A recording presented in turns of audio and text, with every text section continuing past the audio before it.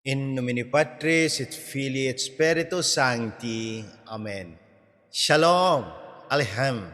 Magandang umaga sa ating lahat, saan man panig ng buong mundo, mga nakikinig at nanonood ngayon. Atin naman pakinggan ang mabuting balita ng Panginoon ayon kay San Juan. Glory to you, Lord Jesus Christ. Noong panahong iyon, sinabi ni Jesus sa mga tao, "Ako ang pagkaing nagbibigay buhay na bumaba mula sa langit. Mabubuhay magpakailanman ang sinumang kumain nito, at ang pagkaing ibibigay ko sa ikabubuhay ng sanlibutan ay ang aking laman. Dahil dito'y nagtalo-talo ang mga Hudyo. Paanong maibibigay sa atin ng taong ito ang kanyang laman upang kanin natin?" Tanong nila. Kaya't sinabi ni Jesus, "Tandaan ninyo, malibang kanin ninyo ang laman ng anak ng tao at inumin ang kanyang dugo, hindi kayo magkakaroon ng buhay. Ang kumakain ng aking laman at umiinom ng aking dugo ay may buhay na walang hanggan, at muli ko siyang bubuhayin sa huling araw. Sapagkat ang aking laman ay tunay na pagkain at ang aking dugo tunay na inumin. Ang kumakain ng aking laman at umiinom ng aking dugo ay nananahan sa akin at ako sa kanya. Buhay ang Amang nagsugo sa akin at ako'y nabubuhay dahil sa kanya. Gayon din naman, ang sinumang kumain sa akin ay mabubuhay dahil sa akin. Ito ang pagkaing bumaba mula sa langit. Ang kumakain nito'y mabubuhay magpakailanman. Hindi ito katulad ng kinain ng inyong mga magulang sa ilang. Namatay sila, bagamat kumain iyon." Ang mabuting balita ng Panginoon. Praise to you, Lord Jesus Christ.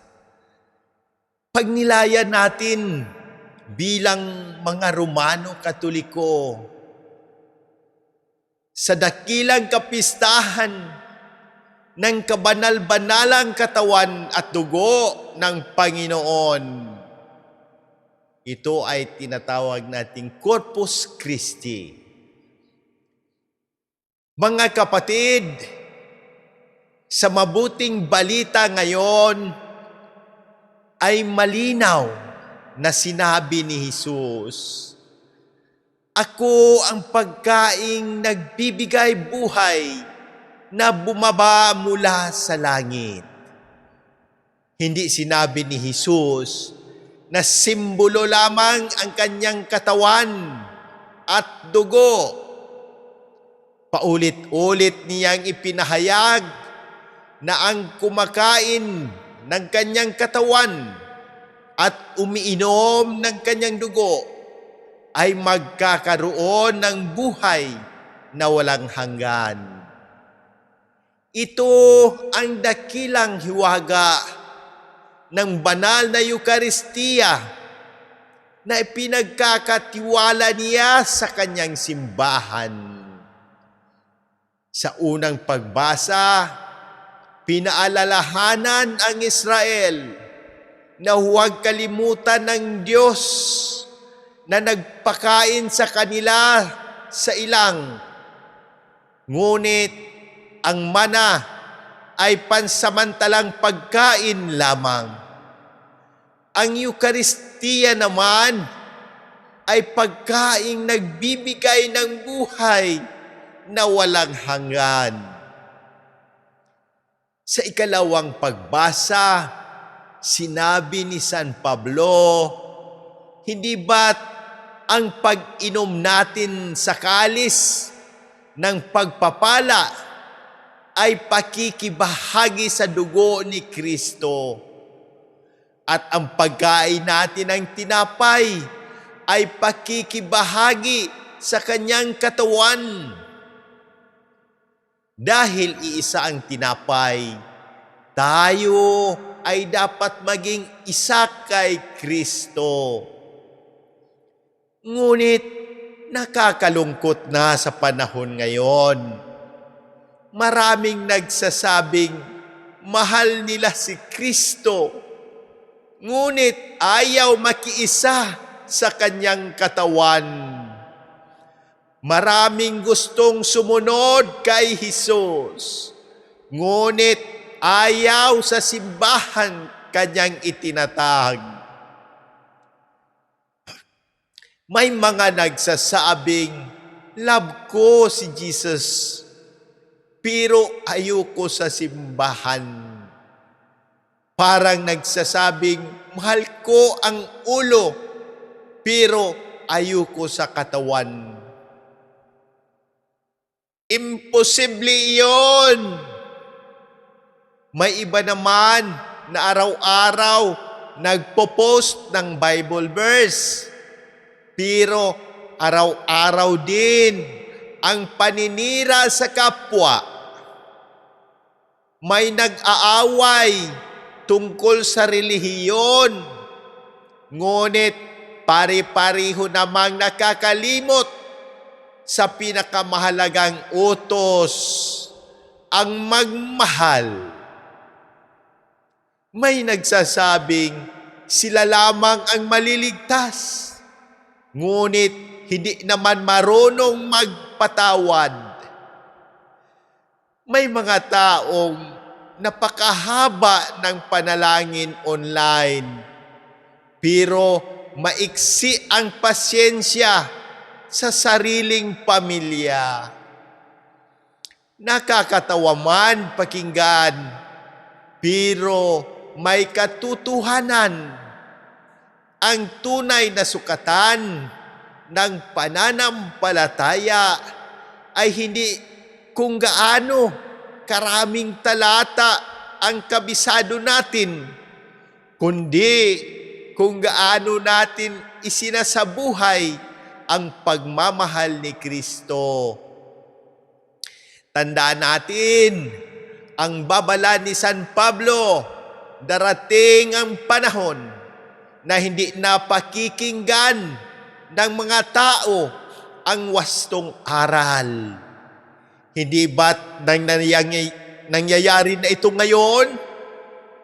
Mas pinipili ng marami ang aral na naaayon sa kanilang gusto kaysa sa katotohanang itinuturo ni Kristo. Mas madaling sundin ang sariling opinyon kaysa pagpasakop sa kalooban ng Diyos. Bilang mga Romano Katoliko, ano ang dapat nating gawin? Dumalo ng tapat sa banal na misa tuwing linggo at mga araw ng obligasyon. Tanggapin si Jesus sa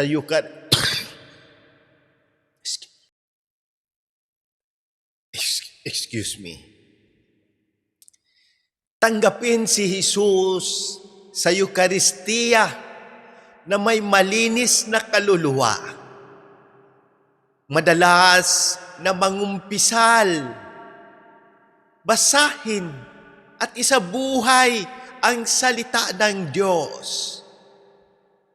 Iwasan ang fake news, paninira at maling patutuo. Maging instrumento ng pagkakaisa at hindi pagkakawatak-watak. manatiling tapat sa aral ng simbahan na iniwan ni Kristo. Kapag tinanggap natin si Jesus sa banal na komunyon, hindi lamang siya pumapasok sa ating puso. Inaanyayahan din natin, inaanyayahan din niya tayo maging katulad niya. Mapagpakumbaba, mapagmahal, magpatawad at handang maglingkod. Naway sa bawat pagtanggap natin sa katawan at dugo ni Kristo ay lalo tayong maging buhay na saksi ng kanyang pag-ibig sa gitna ng mundong puno ng kaguluhan, pagkakahati-hati at pagkalito. Manalangin tayo. Panginoong Hesukristo, ikaw ang tinapay ng buhay na bumaba mula sa langit.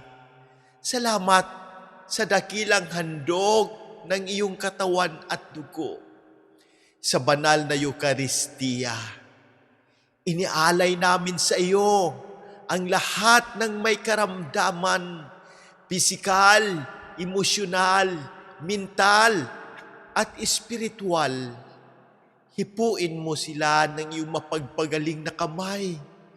Lalo na aming ipinapanalangin ang agarang pagaling ni na Monsignor Ismael, Padre Arnel, Padre Ayan, Padre Lorenzo Boots, Padre Boy, Raul, Jonah, Adela, Fatima, Raymond Lawrence, Faith, Rino, Rochelle, Irene, Ami, Josefina, Elvera, Cecilio, at ng aming buong pamilya.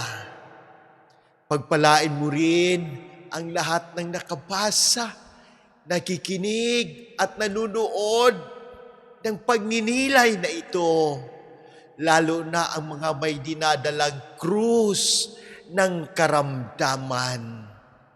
Gabayan mo ang lahat ng mga kaparian, ang aming mahal na Santo Papa Pope Leo XIV, ang mga obispo, aming kura paroko diocesan administrador, Monsignor Claro Caluya, Sister Sara, Jerry, Erlinda, at ang buong sambayanan ng Pilipinas. Pagkaluban mo ng walang hanggang kapahingaan ang mga pumanaw naming mahal sa buhay, lalo na sina Papa Francisco, Janet, Hiram, Padre Cesar, at ang lahat ng aming ipinagdarasal sa pamamagitan ng makapangyarihang intersesyon ng Mahal na Birheng Maria. Iligtas mo kami sa lahat ng unos, kalamidad, sakuna, digmaan, sakit, at anumang panganib sa katawan at kaluluwa. At tulad ng pangako mo kay Abraham, naway pagpalain ang lahat ng bansa sa daigdig dahil sa kanilang pagtalima sa iyong banal na kalooban. Ito ang aming samo at dalangin sa ngalan ni Hesukristo na aming Panginoon. Amen. In nomine Patris et Filii et Spiritus Sancti. Amen. God bless!